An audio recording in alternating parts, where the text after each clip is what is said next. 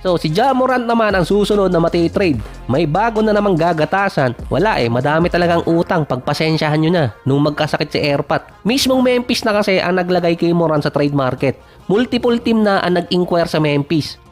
Ang gustong kapalit ng Memphis, multiple draft picks at young player dahil yon sa ginawa kay Trae Young. Disrespectful trade kasi yung ginawa ng Hawks kay Trae Young, masyado mababa sa market. Sasamantala hindi umano ng Memphis na posibleng hindi i-approve ng NBA kung sakali magkaroon ulit ng bargain trade sa katulad ni Ja Morant. Meron na rin kasing pamalit talaga ang Memphis kay Morant na pwede nilang makuha sa susunod na mga draft.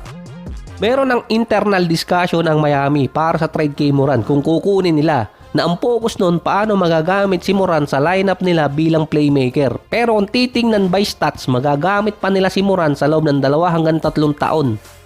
Meron kasi silang playmaker, ang kulang sa Miami inside scoring, lalo na yung gaya ni Morant na bumabasag ng depensa sa loob ng lane. Tapos meron pa silang mga spot up shooter, parang katulad dati na meron Desmond Bane at itong si Dillon Brooks.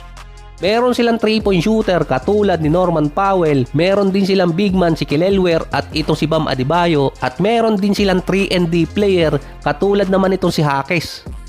Kaya ang Miami din ang isa sa top offensive team ngayon, sinabing kinopya nila yung style ng Memphis pagdating sa offense dahil kinuha nila yung isa sa mga assistant coach. At ang kulang lang sa offense ng Miami ngayon, yung Morant type player na kayang bumasag ng defense sa loob ng lane.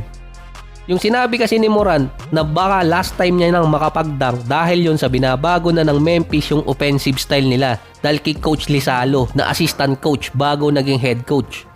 Kung sa kontrata naman, yun lang hindi ko sigurado. Dahil nga sa contract ni Rozier, hindi rin sigurado kung pwedeng i-trade. Pero based sa mga write-ups, pareho lang din ang magiging sakit ng ulo nitong si Pat Riley kay Morant at dito kay Tyler Hero. Ini-insist kasi kay Pat Riley na mas okay nang sumakit ang ulo niya kay Morant pero nananalo kesa kay Hero na ang observation by stats and record na tatalo sila kapag naglalaro itong si Hero. Walang angas kahit mag-angas. Ang Minnesota matagal nang interesado kay Morant kaso madadamay yung isa sa mga key player nilang si Naz Reid or kaya si Donte para lang tumapat sa kontrata. Ang Rockets naman may paraan para makuha si Morant pero nakadepende pa rin. Posible kasing maging 1-year rental si Morant kung tatanggapin ng Memphis si VanVleet at isasama sa package ang young player katulad ni Tari Eason, pero ang pinakamalapit doon si Reed Sheppard dahil sa kontrata. Kung magtatangking kasi ang Memphis, better sa kanila si VanVleet dahil may player option. Pwedeng mawala ang kontrata niya next year. Kung draft picks naman at young player, Miami ang malapit dun kung papayag si Pat Riley. Dahil kung si Ja Morant makukuha ng Miami, kapalit lang si Hero at wala ng ibang core player, hindi pa rin mawawala sa Miami ang pagkakataon kung sakaling maging available si Giannis.